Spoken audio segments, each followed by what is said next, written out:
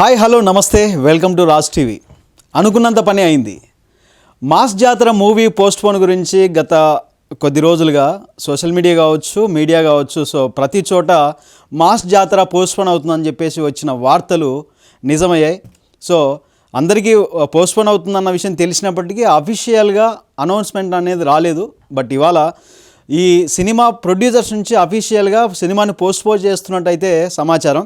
So ఈ కారణం ఏంటంటే మనం చూసాం మొన్నటి వరకు సినిమా ఇండస్ట్రీలో 24 క్రాఫ్ట్ సంబంధించినటువంటి సినీ శ్రామికులందరూ కూడా వాళ్ళ వేతనాలు పెంచాలని బంద్ చేయడం జరిగింది. ఈ బంద్ కారణంగా సినిమా పనులు కొన్ని ఆగిపోయి సో అవ్వాల్సిన టైంలో ఆ సినిమా పూర్తి కాకుండా కొంత జాప్యం జరిగిన మాట వాస్తవం.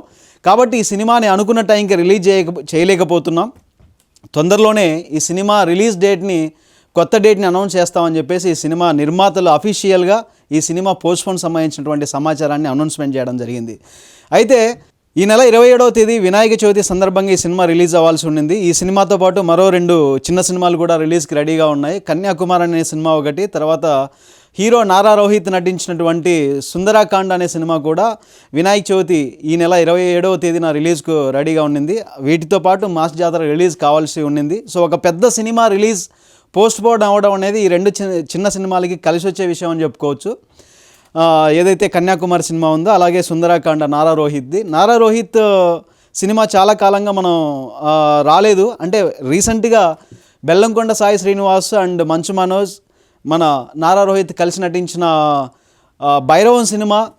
సో అది సోలో హీరో కాదు, సో ముగ్గురు హీరోలు కలిసి వచ్చిన సినిమా. ఇక సోలో హీరోగా చాలా రోజుల తర్వాత వస్తున్న సినిమా సుందరాకాండ.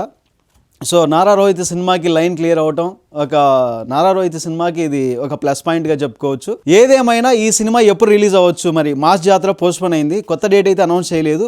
సరే మరి ఎప్పుడు రిలీజ్ అవుతుంది అంటే నాకు తెలిసి తొందరలోనే, దసరా దగ్గరలోనే ఉంది. ఒక 1.5 month నాకు తెలిసి దసరా ఉంది. కాబట్టి దసరా హాలిడేస్లో మాస్ జాతర సినిమా మళ్ళీ మన ముందుకు రావచ్చు. సో నిర్మాతలు అయితే కొంచెం లేట్ అయినా కూడా ఈ సినిమాని మాస్ జాతర ఒక ఎంటర్టైన్మెంట్ జాతరలాగా ప్రేక్షకుల ముందుకు తీసుకొచ్చే ప్రయత్నం అయితే చేస్తాం.